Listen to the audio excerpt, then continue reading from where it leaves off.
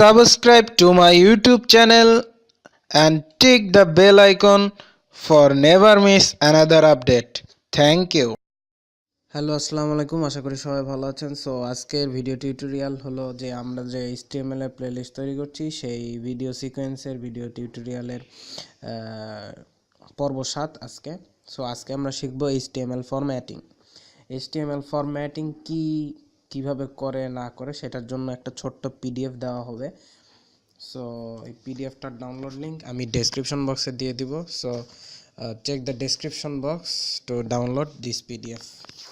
মানে এই পিডিএফটা দেখার পর পরেও কিন্তু আপনি অনেক কিছু শিখতে পারবেন। HTML এর টেক্সট ফরম্যাটিং মেইনলি আসলে জিনিসটা কি, যে HTML এর টেক্সট ফরম্যাটিং নিয়ে যে আমি আলাপ করব, HTML এর টেক্সট ফরম্যাটিংটা কি আসলে। তো চলুন আগে একটু দেখে নিই।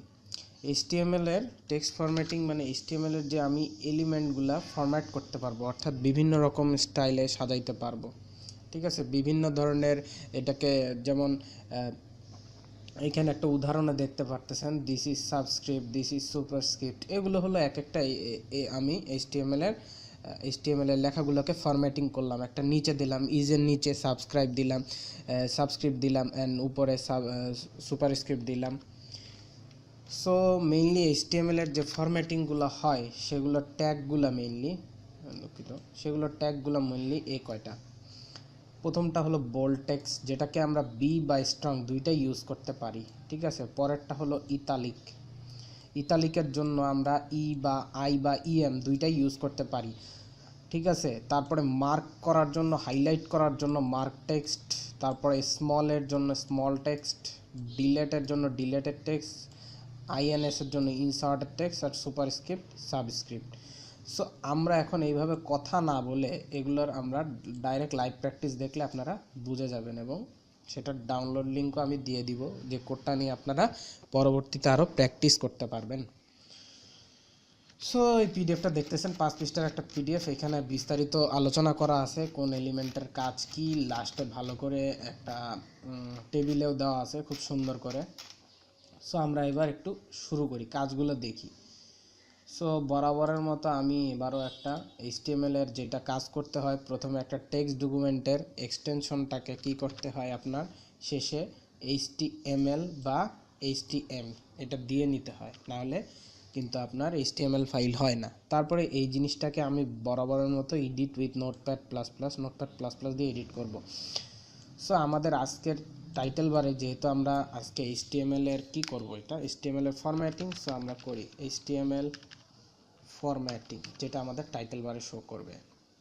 সবগুলা ক্যাপস লকে দিতে পারি, এটা আপনার ইচ্ছা, এখানে যা লিখবেন তাই আপনার টাইটেল বারে শো করবে। সাপোজ আমরা দিলাম HTML ফরম্যাটিং। এখন বডির ভিতরে আমরা এই জিনিসগুলা দেখব। প্রথমত আমরা দেখব হলো একটা টেক্সট, সাপোজ প্যারাগ্রাফ একটা। ঠিক আছে, এই প্যারাগ্রাফটা আমি বোল্ড করব। এর জন্য আমি দুইটা ট্যাগ ইউজ করতে পারি। Bold tag, suppose this is a paragraph,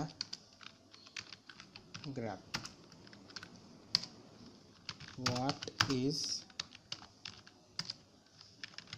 written by me. এই প্যারাগ্রাফটাকে আমি বোল্ড করলাম, এটা বোল্ড হয়ে যাবে, কিন্তু আপনাদের একটু ভাঙায় দেখার কারণ আছে।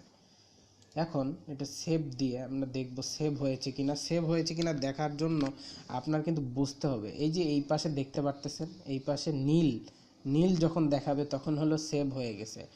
সাপোজ আমি এখন আরেকটা কিছু লিখলাম, দেখুন এইখানে কিন্তু কালার সাথে সাথে লাল হয়ে গেল, এর মানে এখনও সেভ করা হয়নি। আমি যদি এখন Ctrl+S দেই তাইলে কিন্তু আবার আপনি দেখতে পারতেছেন কালারটা নীল হয়ে গেল। সো এখানে অবশ্যই সেভ করে তারপরে পেজটাকে কোনো ব্রাউজারে দেখবেন, এটা রিকোয়েস্ট, না হলে হবে না। অনেক সময় দেখবেন, না হলে বলবেন যে হচ্ছে না কেন। সো এইটাকে আমি একটা ওয়েব ব্রাউজার দিয়ে ওপেন করে দেখি এখন আমাদের বোল্ড হইল কিনা লেখাটা। সো আমরা যা দেখতে পারবো ইনশাল্লাহ আসতেছে।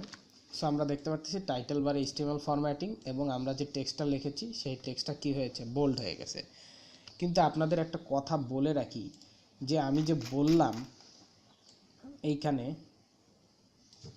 একটু দেখাই নেই, আমরা নর্মালি এসইও সার্চ ইঞ্জিনে এই বোল্ডের বদলে স্ট্রংটাই বেশি প্রেফার করে, তাই আমরা কোনো ট্যাগকে যদি বোল্ড করতে চাই তাহলে স্ট্রং ইউজ করব, আর ইতালিক যদি করতে চাই তাহলে আমরা ইএম ইউজ করব, কেননা এসইওতে বোল্ড বা আইয়ের চেয়ে স্ট্রং বা ইএমই প্রেফার করে এবং এটাই তাড়াতাড়ি খুঁজে পায়, এটাই জানানোর ছিল।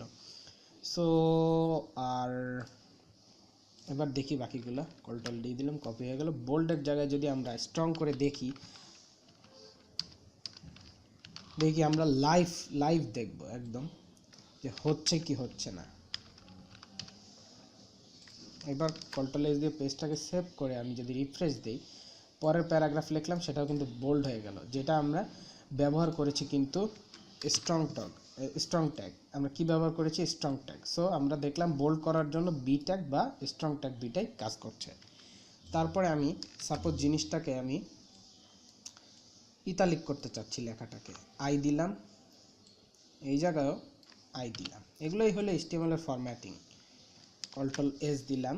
এবার যদি আমি পেজটাকে রিফ্রেশ দিই, পরে আমরা লেখাটা যেটা লিখলাম সেটা ইতালিক হয়ে গেছে, কিন্তু দেখতে পাচ্ছেন ফরম্যাটটা ইতালিক হয়ে গেছে। আবার এই জিনিসটাকে ইতালিকের পরিবর্তে ইএমতে এমফাসাইজ বোঝায়, ইএম ট্যাগ দিয়ে শুরু, ইএম ট্যাগ দিয়ে শেষ। অবশ্যই কোনোটাকে শুরু এবং শেষ যেগুলো নির্ধারিত সেগুলো ঠিকভাবে দিবেন, নাহলে কিন্তু ঠিকভাবে রান করবে না আপনার কোড। এবার রিফ্রেশ দিলাম, পরেরটাও দেখলাম ইতালিক হয়ে গেল। আশা করি সবাই বুঝতে পারছেন, এইখানে আর ওইভাবে বলার কিছুই নেই, আর দেখাইলাম লাইভ কোড রান করে। এবার আমি টেক্সটটাকে মার্ক করতে চাচ্ছি। মার্ক দিয়ে কি হয় আমরা একটু দেখি তো। মার্ক আর কি, এবার পেজটাকে অবশ্যই সেভ করে তারপরে রিফ্রেশ দিবেন।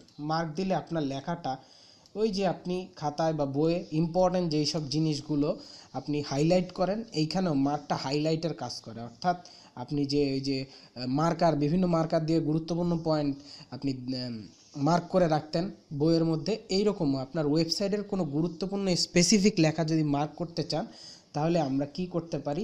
এই মার্ক ট্যাগটা ব্যবহার করতে পারি। তাহলে আমরা এই মার্ক ট্যাগটা ব্যবহার করতে পারি। আরও কয়েকটা ট্যাগ আছে।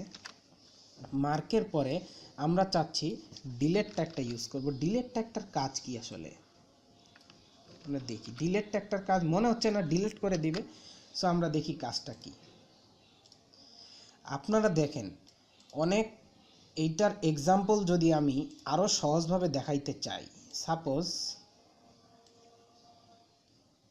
এইখানে 300 না, হ্যাঁ সাপোজ এখানে 30,500 টাকা, ঠিক আছে, 30,500 টাকা,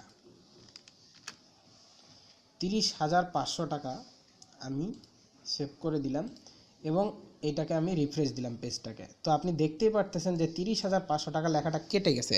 অনেক ওয়েবসাইটে যেগুলো যেমন কেনাকাটার ওয়েবসাইট, সেগুলোতে দেখেন কিন্তু বিভিন্ন সময় ছাড় দেয়। ওই ছাড়গুলো যখন দেয় তখন কি করে, ওই যে মেইন দামটা কাটা থাকে এবং ডিসকাউন্টের দামটা পাশে লেখা থাকে। তো এটাকে আপনি আরেকটু স্পেসিফাই করি, আমি ডেল ট্যাগের আগে আমি এখানে দেই 25,000 টাকা, 25,000 টাকা। এবার আমি পেজটাকে সেভ দিয়ে রিফ্রেশ করি। দেখুন এটাকে একটু পরে দিলেই ভালো হয়, নাহলে যেহেতু ওয়েবসাইটের মতো আমরা দেখাইতে চাচ্ছি, 25,000 টাকাটা কেটে ডিলেটের পরে দিয়ে দিলাম। এবার পেজটাকে সেভ করে রিফ্রেশ দেই। দেখুন বিভিন্ন ওয়েবসাইটে কি হয়, আমি একটু জুম করে দেখাচ্ছি। বিভিন্ন ওয়েবসাইটে হয় কি, যেসব কমার্শিয়াল ওয়েবসাইট জিনিস বা পণ্য বিক্রি করে, তারা কি করে যে বিভিন্ন সময় ডিসকাউন্ট দেয়। তো ডিসকাউন্টের মেইন দাম কাটা থাকে এবং সাথে ডিসকাউন্টের দামটা পাশে থাকে লেখা। সো আপনি যদি এরকম কিছু করতে চান, ডিলেট ট্যাগটা ব্যবহার করতে পারেন এইসব কাটাকাটির জন্য, এবং পাশে আপনি মেইন দামটা যেটা ডিসকাউন্টের দাম সেটা লিখে দিতে পারেন। আচ্ছা, এবার আমরা চলে যাচ্ছি নোটপ্যাডে। সো আমাদের মোটামুটি সবই দেখলাম। আর কি বাকি আছে দেখতে পারতেছেন, এখান থেকে আর বাকি আছে আমাদের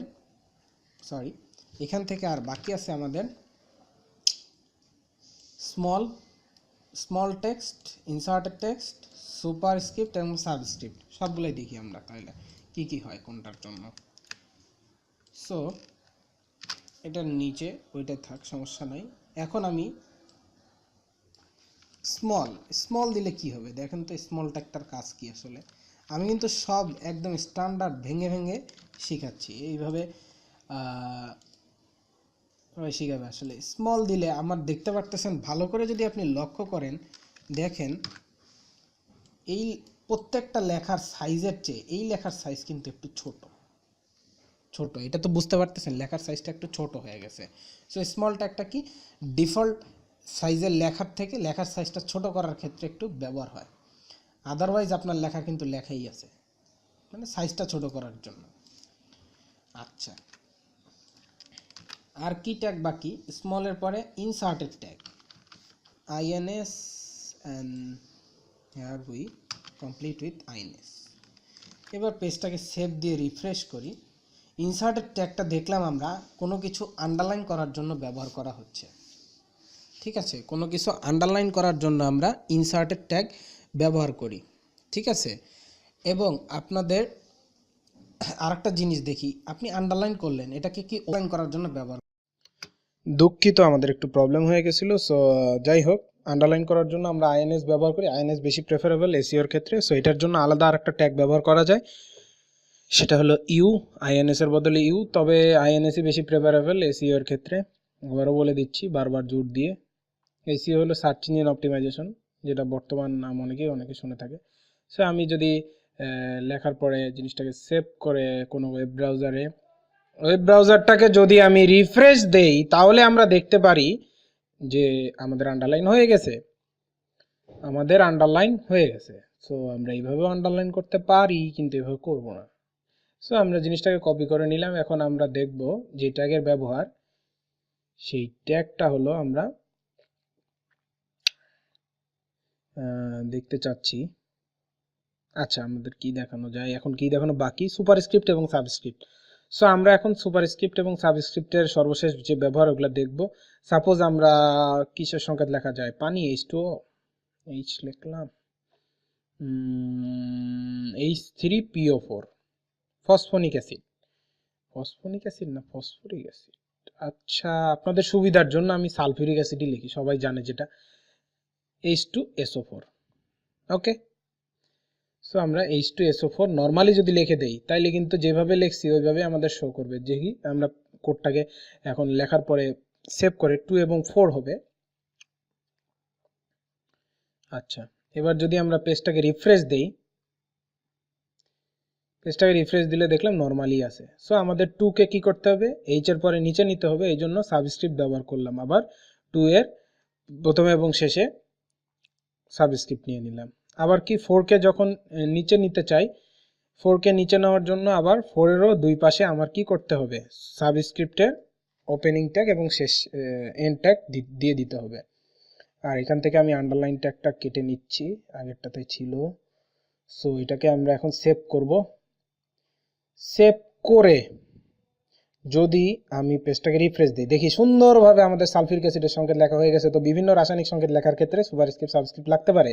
তো আমরা সাবস্ক্রিপ্টের ব্যবহার দেখে ফেললাম, এখন আমরা আর বাকি আছে সুপারস্ক্রিপ্টের ব্যবহার দেখি। তাহলে সুপারস্ক্রিপ্ট ব্যবহার দেখার জন্য এই জিনিসটাকে আমি কপি করে নিলাম। এখন আমি লিখতে চাচ্ছি একটা গাণিতিক সূত্র, a+b² এর সূত্র। সো এটা লেখার জন্য আমি প্রথমে এটা কেটে নিলাম। সো প্যারাগ্রাফের ভিতর লিখতেছি। সো a+b²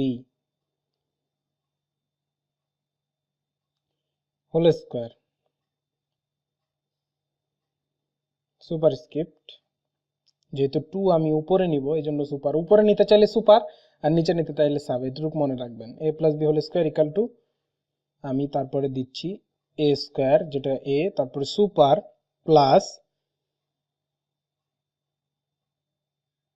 একটু ভুল হয়ে গেছে, না ভুল হয়নি, ঠিকই আছে, প্লাস যেটা b² লিখতে চাচ্ছি। সো সিম্পলি 2 এর আগে সুপারস্ক্রিপ্টের ওপেনিং ট্যাগ, সুপারস্ক্রিপ্টের এন্ডিং ট্যাগ দিতে হবে এবং পেজটাকে যদি আমি সেভ করে রিফ্রেশ দিই তাহলে দেখুন আমাদের একটা গাণিতিক সূত্র লেখা হয়ে গেছে a + b² = a² + b²। O sorry, সূত্রটা একটু ভুল গেছে, আমাদের কি করতে হবে, সাথে 2ab যোগ করে দিতে হবে। জি, নাইলে সবাই বলবো আবার সূত্র ভুল শিখাইলো। যাই হোক, শিক্ষণীয় বিষয়ে কোনো ভুল জিনিস আসলে শেখানো উচিত না, আমি যথাসাধ্য চেষ্টা করতেছি সঠিক জিনিসই শেখানোর বিস্তারিতভাবে। তো আমাদের এখন সূত্রটা লেখা হয়ে গেছে সঠিকভাবে, a + b² = a² + b² + 2ab। সঠিক সূত্র সুন্দরভাবে লেখা হয়ে গেল HTML প্যাডে। যাই হোক, ওয়েব ব্রাউজারে, তো ওয়েব ব্রাউজারে গাণিতিক জিনিসগুলো লিখতে গেলে এগুলাই লাগে। সো আমরা যদি জিনিসটাকে সামারাইজ করি তাইলে আমাদের পিডিএফ ফাইলে এই জিনিসগুলো আমরা দেখতে পারতেছি, এই বিভিন্ন ট্যাগগুলো, এই ট্যাগগুলোর ব্যবহার আমরা শিখলাম। Emphasize, I, mark, bold, strong, small, delete. আমরা যদি আমাদের একটু নোটপ্যাডের ফাইলটাই যাই তাইলে আমরা কিন্তু ভালো করে দেখতে পারবো। আরও যেটা আমরা দেখলামই, দেখাইছি আপনাদের, বারবার বলার তেমনভাবে কিছু নাই, তাও আরেকবার একটু বলে নেই। আমরা বডির ভিতরে যে প্যারাগ্রাফ, তারপরে বোল্ড, স্ট্রং, বোল্ড করার জন্য, স্ট্রং করার জন্য, এমফাসাইজ, মার্ক করার জন্য। তার পরবর্তীতে আমরা আরও দেখলাম কি আন্ডারলাইন করার জন্য আইএনএস ট্যাগ, তারপরে ইউ ট্যাগ, তবে আইএনএসই বেশি প্রেফারেবল। আর আমি এখানে সুপারস্ক্রিপ্ট এবং সাবস্ক্রিপ্টের অসাধারণ এবং অত্যাধুনিক ব্যবহারগুলো দেখলাম যেগুলো লাগে। আর ডিলেট ট্যাগটা লাগে যে বিভিন্ন কমার্শিয়াল ওয়েবসাইট চালানোর জন্য, যারা বিভিন্ন ডিসকাউন্ট দিয়ে থাকে এবং পণ্যের দাম কাটা বা পণ্যের দাম যোগ করার জন্য আলাদাভাবে কেটে পাশে যে দাম, ডিসকাউন্টের দাম লেখা থাকে সেটা দেখার জন্য। এটা বিস্তারিত আলোচনা হয়ে গেছে। সো এই তো আমাদের এই সব জিনিসই ছিল আমাদের বিস্তারিত। পিডিএফটি ডাউনলোড করে নেবেন, সোর্স কোডটাও ডাউনলোড করে নেবেন, আমাদের ডেসক্রিপশন বক্সে অবশ্যই চেক করবেন। চেক করলে ওইখানে পেয়ে যাবেন ডাউনলোড লিঙ্ক পিডিএফ এবং সোর্স কোডের, যা আপনি প্র্যাকটিস করতে পারবেন এবং ভালো করে শিখতে পারবেন। আমি যথেষ্ট বর্ণনামূলকভাবে শেখানোর চেষ্টা করেছি। Like the video, share the video, subscribe to my YouTube channel everyone. Thank you.